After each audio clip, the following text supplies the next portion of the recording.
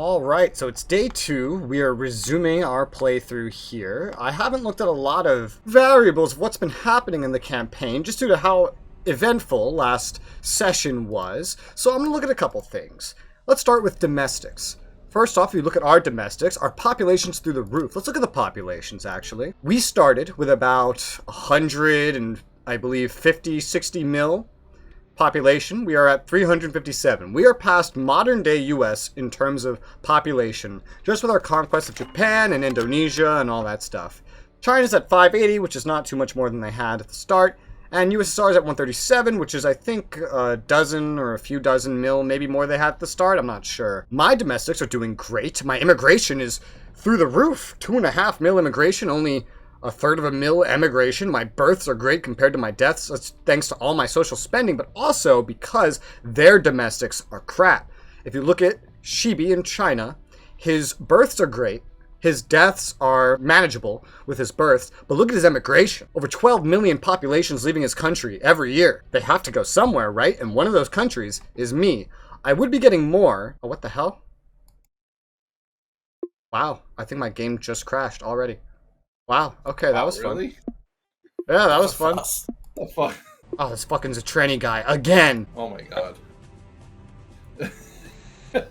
It's always him. It's always him trying to get in our fucking lobby. I wish you could make a private lobby. Anyway, looking at the Soviet Union, you'll see a similar situation. His birth to death ratio is actually worse than Shibi's. His emigration is bad as well for his own population compared to his immigration, and so he's not benefiting too much from the exodus from China. The biggest beneficiaries are probably countries like Germany. Yeah, you can see their immigration's high. France, I'm sure. Yep. The UK, and I am a beneficiary for sure, but with all the wars I've declared and how the world market feels about me, I'm not as much of a beneficiary as I could be. Looking at GDP per capita, we will see we're up there in terms of GDP, but other countries are getting ahead of us very well. We've taken over so much population that our economic growth is a little hindered in some ways. Our money is definitely not the best in the world. We're near China, but the UK is far surpassing us. Denmark's trying to sell me agriculture. That's fine. I could use plenty of agriculture. Let me go ahead and just buy a bunch more. I believe I know what's going on with the other players now. I'm going to try to explain my thoughts to you guys. So, starting with Shibi, because Shibi's easier to talk about, especially because I've done a lot of talking with him off camera and learned a lot from him. I know his goals. His goals are to get into the Middle East and attack. He really wants to get to Iran, but I'm pretty confident that Narfi wants to take Iran too, to surround him. I know Shibi's also looking at taking Pakistan, maybe eventually India, maybe Burma. He actually offered me Burma off camera, so that's a really funny thing.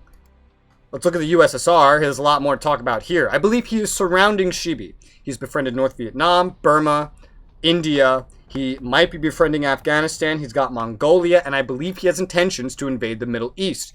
And I don't just believe this because their relations are red. I believe this because he's also befriended all of Europe. And he's still befriending more. Look at the Netherlands right now. I believe that Narfi, as the USSR, is attempting to befriend all of NATO so that he doesn't have to worry about this front. So that if I ever try to do an invasion, he will see it coming. So that if I do an invasion, potentially, he hopes to maybe turn my allies against me at worst. But more, I believe he plans to use NATO as a giant buffer that he can see into and thus react accordingly to anything that goes wrong in this region ever. And resultingly, I believe he intends to... Whoa, what happened with his relationship with Turkey? He was very good friends with Turkey, now he's not. His relationship with Turkey has changed. I don't know what to think about that because his treaty integrity and diplomatic opinion with the world market seem untouched. So I don't know what's going on here. But that aside, he's left, as if we zoom out, the Middle East open to himself. So I do believe he plans on invading the Middle East, especially the one he borders the most right now, Iran.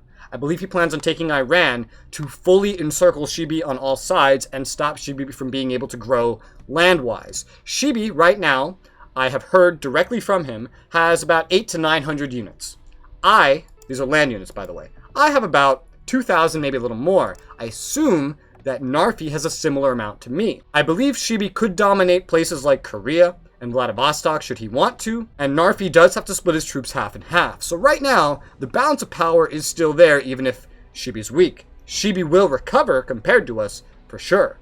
And my strategy right now is to support Shibi as much as I possibly can while I wait for my world market opinion to recover so I can actually invade things myself. Because I wish to restore the balance of power between just them alone, hopefully turn them against each other in some way. But right now, a stronger Shibi is a stronger me, and that is the plan going forward. Narfi, you can put it up to fastest whenever you're done looking at whatever you're looking at. Right. Insurgency in Cuba. I will condemn the government, I suppose. I'm not friends with this government. I know Castro's eventually going to take over. Shrug. I'm not going to do the stuff they're doing, befriending NATO and Warsaw. I'm going to start opposing everyone in the Warsaw Pact and getting war justification towards them. I don't plan on going into Europe anytime soon, necessarily, just due to the situation, but I would like the justification in case anything shows itself. I'm also going to stop funding Shibi's insurgency because a stronger Shibi right now is a stronger me, and I believe that Narfi is also funding his insurgency, and I don't want to help Narfi. Right now, we are very much needing to work together against Narfi. I might as well befriend North Vietnam for now. I don't plan on invading them. They're going to be there in their current state for a long time. Oh, and there we go. We got a ceasefire between Taiwan and China. I actually got him to do this. We agreed that he would do this off the recording. And so now, Taiwan is safe. They don't have many units left, but they will be able to start rebuilding their military, and I have given them designs with which to build. Looks like they still do have some old infantry as well. Not the best, but they're already making my Greyhounds. Hopefully they keep making some good stuff. And now Taiwan will become stronger again, and Taiwan, the Philippines, can continue to serve as the buffer that I require from them. One thing I would like to do is turn ADAC up here in Alaska into a military hub. It is my westernmost town or source of supply in this entire island chain, and so I wish to turn it into its own supply hub where my air and my navy can base out of. So we are going to place a seaport here. We are going to place an air base here. I'll say fuck it. I'll put a radar station there so we can get some good coverage into that region. It's pretty out there on the front. We can put a fortification there. We can put a gun emplacement there. And we can put some air defense there so that this becomes a real fortress. Because if he's going to ever try to invade Alaska, he's going to be coming past here. So that makes it a very important location. And so, building all this up will help me in making sure that that is safe. Also, we have a little island up north named Renai, that's the city on it at least. It's in a very strategic location for me right now for naval units. There's a seaport here right now and an airfield. I'm going to do the same thing here. We're going to build this up due to its strategic location. We're going to start with an air base. We are going to, we'll just put everything. Air defense. We're going to put a fortification, a gun emplacement. We're going to put a seaport, and we're going to put a radar station. No barracks, because we don't need land troops on those islands. We already have some weird locations like that out here, such as at Chuk here. Chuk doesn't need everything that it has on it. Hey, Rez, what did you say? To build fortifications? Oh, there goes the war on Iran. Yeah, I knew it. I knew it. The USSR declared war on Iran. I will condemn that. Fortifications are better than trenches. Yes. And then the step up from fortifications for real strong points would just be to... well, no, not fortifications. Hang on. Emplacements. Emplacements are the step up from trenches. And then a step up from that would be to build military complexes with fortifications and gun emplacements and all the rest. Well, there goes Iran. I wonder if we can get any, if we can get treaties with them. See inside, yes, so we can see inside and see how the war is going. So, he has taken his move. Looks, Shibi, it looks like I have a pretty good idea of what he's doing then. I wonder if the rest of my predictions are going to come true as well. Yeah, looks like you called it. I spent a lot of time analyzing this map, so I have a good idea of what he's going to do. I don't know if his troops, by the way, are still off the coast of Malaysia, like I explained off camera, but I'd be prepared for that. I don't think he's going to move. I think he's set up and ready to go for that whenever. As soon as it breaks? As soon as he gets justification, I'd say. So Iran clearly doesn't stand a chance against the Soviet Union. If we look at the losses, we can focus on Iran. They've only killed 1 unit, and as you can see, they're losing units quite rapidly. So, you know, the troops are old. I may have given them designs. I don't really think I gave them much, if I gave them anything. They're not going to hold. The USSR is going to successfully take this over. That brings his world market opinion back down to indifferent, his treaty integrity down a little bit. That's his move. You know, we were waiting for a move like this, and here it is. Looks like we finally researched a tank that's objectively better than the Pershing. Way more defense in every situation, way more attack. It just doesn't go as far. I wonder if my AI is going to switch to it. I may force my AI to switch to making those, but I'll keep an eye on it. Iran's gotten 2 kills. Well, it's better than nothing, huh? They'll do what they can, but it's hard to oppose the Soviet Union, whose units are all so advanced. The Pershing is just so old. It's not actually that old. 1949. That's not actually that bad. But I do feel like I should be building some newer stuff. We're not going to be using the M24, so I can get rid of that and anything that came before it. Yeah, my AI is still preferring the Pershing. I got the Sherman 10 because I thought I might want it, but its defense values are just too low for it to really be worth it, even though it can move farther. I'm going to go for just the raw stats, I'm thinking. So I'm going to get rid of the whole Sherman line, and what I'm going to do instead is I'm going to just push us to using the Conqueror, which is very expensive, but it's newer, and its stats are unrivaled by any other tank or anything that I've seen. I've set some new tankers and transport planes to research. I'm also going to research the U-2 Recon, which I usually don't, but I do think it might be able to have a practical application in this playthrough. The invasion of Iran has almost reached Tehran. Iran's only killed 6 units so far, so the Soviets are winning this easily. We don't have most of our army deployed, but we can see that when he goes to war, his bar does go up, and it can pass our current bar. The biggest problem is still going to be the amount of personnel. That's going to be a big issue that gets run into, I'm sure. We finished up a bunch of timber mills, but we could still use more timber mills because it's something profitable for us to make, and it's something that we will always need more of. So I'm tempted to just start placing even more, just, you know, all over the place. If any get in the way, they're always really cheap to decon because they're so cheap to construct anyway, especially in our loyal territory where we get good bonuses for them. And there goes Iran. They're dead. They're gone. And they got split with Soviet Turkmenistan. I see your colony made a land grab there. Yeah, they did. Well, you've taken Iran. You are in the Middle East. Congratulations. Hooray. Thank you. Huzzah. Sounds really happy. Alright, let's place some more timber. Timber is just a very important resource for us. It's something that is somewhat lacking. So I think getting as much of this place down as possible could help. Because we've taken over so much population, and the timber production just isn't keeping up with the demand from the local populations. It's really cheap and easy to make. Our economy needs more stimulus anyway, so this is a real nice, easy way to stimulate it by just building a fuck ton of timber. Building 101 timber plants. I think that's good enough for now, don't you think? Still not using all the indie goods we could use. We will eventually need more military goods. I am aware of that. There will always be an increasing need for military goods, so we should find another ring just to keep up, because I know the USSR has gotten ahead of us in this time. Let's go right next to Omaha with another ring of military goods factories. And electricity keeps turning into a opportunity good, so we may want to make more of that, and namely we may want to make hydro so we can lower our dependence on oil, because eventually it will be profitable to make and export oil. Oh, China declared war on Burma. I will support that. That's a ballsy move. That's a ballsy move, all right. My justification towards the Soviets is maxed out, so in case he needs my help, I can help. The Soviets were allied with Burma, so that makes this a very, very ballsy move that Shibi's taking here. But he could really use the population for his economy. He'd get one more land fab, and he'd get some oil spots, even though he's already the biggest exporter of oil in the world. I like how it was nice and quiet the end of the last play session, and now there's just 2 back-to-back wars. I knew you guys were in a good position to declare wars, so I knew some were coming. Although it's just interesting to see them happen so close to each other and so soon. Our inflation was barely touched by all that construction we started doing, but we are using a good amount of indie goods.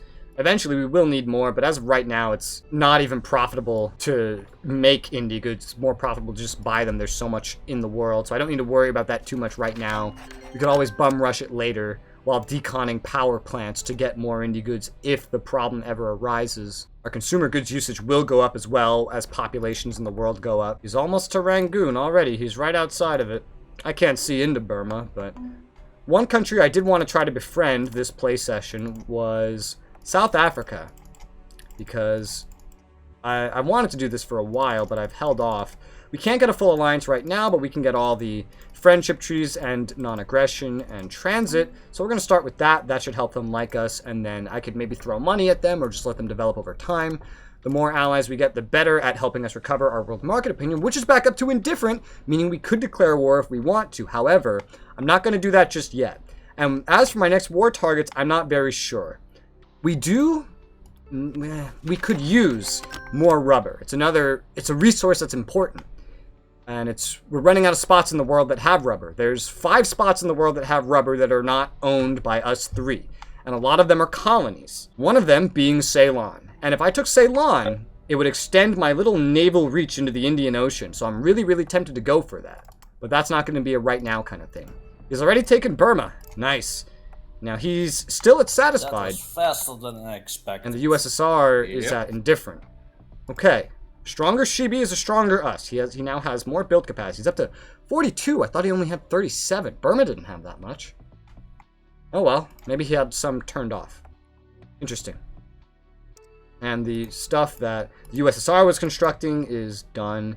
He's building fortifications. Ooh, he's building fortifications along the road for Vladivostok. He is definitely preparing for an attack against Shibi. Shibi is building up mad fucking amounts. Production. He's also building these as supply hubs, by the looks of it, for his western territories. Yeah, he's building up production like crazy right now, Shibi. Smart and useful for us. By the way, I don't know if you guys, care, but I'm sure that you guys can produce agriculture at a good price. And I just want to let you know that I have the biggest demand in the world, and I'm buying all of my agriculture. So if anyone's looking for a money-making opportunity, just throwing that out there. No, you don't say. Yeah, just because I noticed you guys are barely making more than you could. Well, now China's pumping it out like crazy for a day. I'm buying in massive bulks, so you ever feel like overproducing? My production costs are higher than the market. Oh, yours is? Interesting. Yeah. Here comes Shibi with a giant offer. I'll accept that. I need more people. Why do you need more sucked people? Up Iran. There's only a few million. What do you need more people for? I need workers. Alright, there's always your colonies you could look at. Ukraine's got 40 million population. Hey, don't give them no ideas. Yeah, but the colonies are doing pretty good right now, so... Ukraine also has military production. Yes, I know. It's hard to find population, certainly, outside of India. This is before the massive population explosion that we are used to living in. Says the one who took Japan last time. Their population wasn't that big. So, what, around 90 million, right? I think like 70 or 80 at this time, now that they don't have Korea. They have the same amount as Indonesia, or the East Indies, with about 80 million each probably. Our money's holding up, our inflation's holding up, even with the massive amounts of timber that we are producing, so I think going ahead and starting to produce some hydro would be great, though I don't know how much we could realistically make in our current situation. I will go ahead and fill up the rest of this hex just to see what happens at Annapolis. I might delete that seaport, honestly. It's a very interestingly placed seaport. It's very close to the capital, and I don't want the capital to necessarily be that approachable by sea. There's another seaport nearby anyway. Yeah, I think I'm going to get rid of this seaport just so we can secure this area a little bit more. And then we'll see what building hydro does to our economy, and then maybe build even more. But I'm certainly going to fill up a couple hexes for now, at least. Looks like we're building up massive amounts of conquerors. Due to the order I gave of getting rid of the patents, we are technically upgrading all of our tanks to the Conqueror. So we're going to be deconning a lot of the old ones, getting some military goods back, and upgrading to the newest, most updated design, the very expensive, in comparison, Conqueror, which I'm fine with. I'd love to have these really powerful tanks spread throughout my country, and especially ready for any invasions. I'll replace it later on as well, I'm sure. This will stop our military from getting bigger for a little bit, but it's gonna get more expensive with these tanks, that's for sure. But I hope to keep it generally profitable to do this kind of stuff. Also, we could do with connecting a couple things here by road. Such as this air base here with a military complex, which could easily, just as easily, have a seaport if I really wanted one in the area. Still have excess of indie goods, even with this production, so that's not bad. Money still holding out. Inflation not so bad. We could definitely get away with building some more. I'll definitely keep an eye on this and look to expanding my hydro while it's profitable to sell electricity, and then maybe also if I can replace my petrol so that when oil becomes profitable for me to sell, which I believe it will eventually, hopefully. I mean, they've made so much oil production, they're still making it, so that's hard to say if that will actually be the case. There's very little that's actually profitable for me to make. Electricity is amazingly quiet. One of those things. It's too quiet. We just had 2 wars. What do you mean it's quiet? Those were too quick. We got the nuclear submarine design starting to come up here. We're going to start needing uranium soon. They're roughly the same. Their difference is range. One with the higher range needs more uranium, but has less maintenance. Otherwise, all their stats are similar. The Nautilus is also faster. So I'm going to go ahead and say we research the Nautilus, skip the skipjack.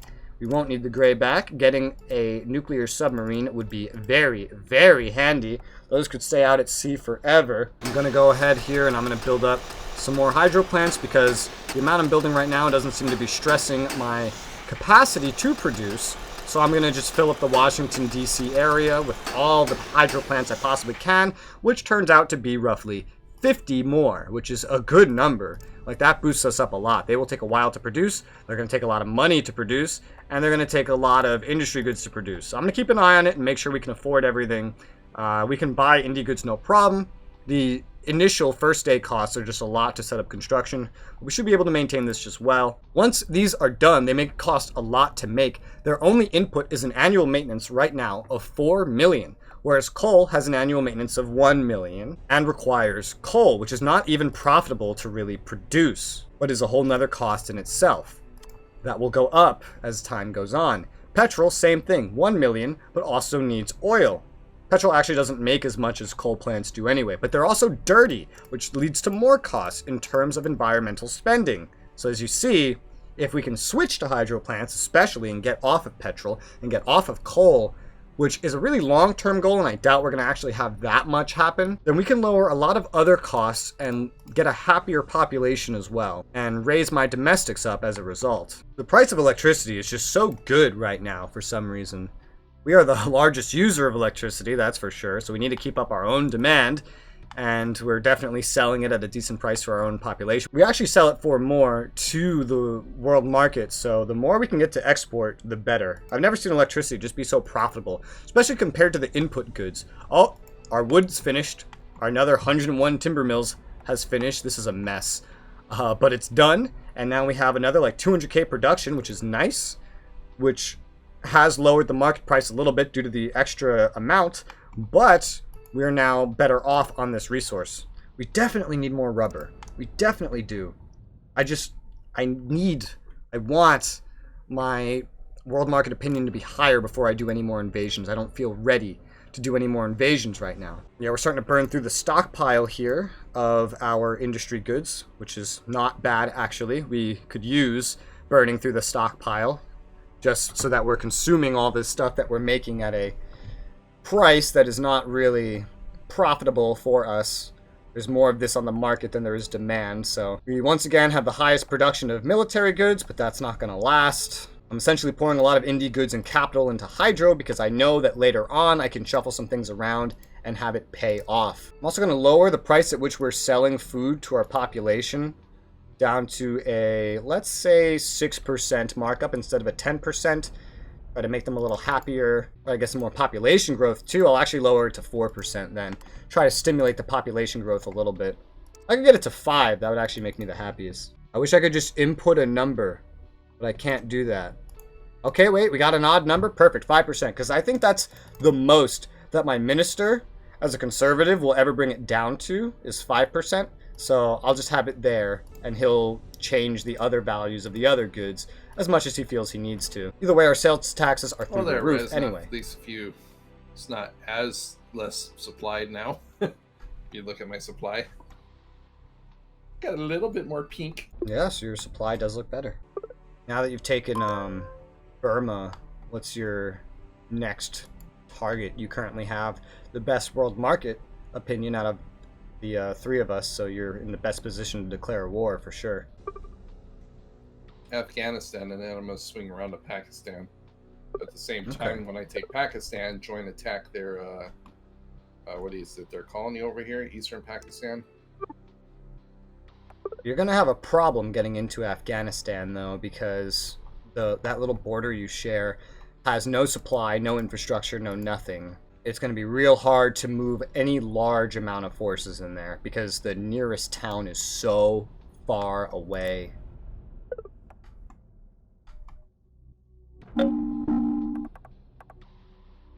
Oh. Wow. Okay. Well. Wow. Change of plans, apparently. Wow. I will condemn that. Well, I guess Shibi has to go for India. I did not expect that. I did not either. Good luck with that. Good luck. Do you need anything? Wow. I don't know. We'll see. Careful about what button you're pressing. We'll see if I need any help. Careful, a lot of your units are just kind of dogpiling through your western wastes, bum rushing it to New Delhi in not a very smart way. Yeah, fucking AI, what do you expect? Try to do that war from east to west. That would be the smartest way to do that. Oh boy, so he's got to fight the Indians now. The Indians have a decent-sized military. If he gets their production, that would certainly help him. The population would solve a lot of his economic problems, but he's going to have a hell of a fight trying to take it. Tensions are also getting higher. Well, of course, you got the two most populated nations in the world at war with each other. He's going east to west, right? His Burmese invasion force is pushing in. His western units are kind of holding the line, also kind of pushing in and then getting killed. Best of luck to him on this. He's going to need it. This isn't going to be the most efficient war, like the Soviets' invasion of Iran, that's for sure. I did not foresee this happening at all. Yeah. Well, They must have hated you. So far, India's killed 56, lost 52, so that's not good for him. He does have more troops, though. I'm sure he does. So. I'm sure that he can outnumber them if it comes down to it. What's your take on this, Narfi? Why should I say anything to you? Alright, fine. I just want to know what you thought about it. It's very interesting, let me say that. Yeah. I can see he's built up so much land that his land production, him being Shibi, actually equals, at this point, just about, the USSR's. It also looks like he's losing. Yeah, he's losing land. No, India's lost more than they've gained. It's what you're seeing is a supply creep. That's just India's supply extending into his desert, farther than his own supply extends. Because Tibet didn't really have any supply. Shibi's built up so much land production that after this war, he's going to have more land production than anybody. Certainly, mine is starting to not compare to what everybody else has and is making. At this point, I could start turning on a lot of my aircraft production that I have turned off. I'm going to turn on 5 more to try to get them back into gear, since everyone else has turned on to all of their production. And right now, I'm behind in every way, the USSR, and China is ahead of me on land at this point. I found where my missile productions are. They're at Los Alamos, way down here, with a research center, of all things. I think I'll go ahead and I'll build up 3 more missile productions there just to have it increase so I can have more production than the USSR in at least one thing, especially because eventually I'm going to get the actual nuke that I care about, and I'd love to make tons of those. But other regular missiles are important to make as well. Oh, we got a new tank actually, the Sherman Mark 1 M50. Its stats are a little bit better than the previous Sherman. It can move even farther. Its defensive stats still don't really match the Conqueror, but I'm going to leave this in service because it's got a lot more utility. I'm going to let my AI build as much of this as he wants to because it's a fair tank and it's not as expensive as the Conqueror. Eventually, the Conqueror will be replaced by something more balanced. But I'm not going to give up all the Conquerors for a Sherman quite yet. Despite how far that Sherman goes compared to the Conqueror, just because its defensive stats are not nearly as good, and I'm more concerned with the defensive stats than anything else. Rez, I think he's gonna probably getting ready to attack me now that he sees I'm distracted in India. I see a lot of his forces in Korea moving up to the front. Okay. What do you want from me? Maybe mutual aid. Alright, I'm gonna tell you something that's gonna help you beef up your army. I noticed that you're supporting India. Go for it. There are some nations in NATO which have a lot of units sitting around, hundreds in reserve. Get mutual defense with them, and you can buy hundreds of units. I can tell you which ones they are because I can see into them. And you befriended a lot of them already, so getting the mutual defense shouldn't be too hard. I'm gonna start by telling you Belgium. Belgium's an important one. They have 157 infantry units sitting in reserve. They have 105 recon units sitting in reserve. 34 tanks, 75 artillery. Go for them first. That's a good one. France has 46 recon. The UK has 31 recon and 10 tanks. They all have a decent amount of artillery. That's a good way for you to get hundreds of more units. How's your war going? Okay, you're killing more than you're losing. That's good. You can make up all your losses with Belgium alone and then some. Are you willing... I have to befriend them. Yeah, you should be able to do that pretty easy. Are you willing to give me a one-sided line of sight so that I can see what you can see regarding him? I knew it. Okay. Really, Narfi? Really? Change of plans. Well, better now than never. Still do what I said with Belgium anyway. Yeah, I am. Okay, I'm gonna send you treaties, and they're gonna be very, very one-sided. But I'm going to help you, okay?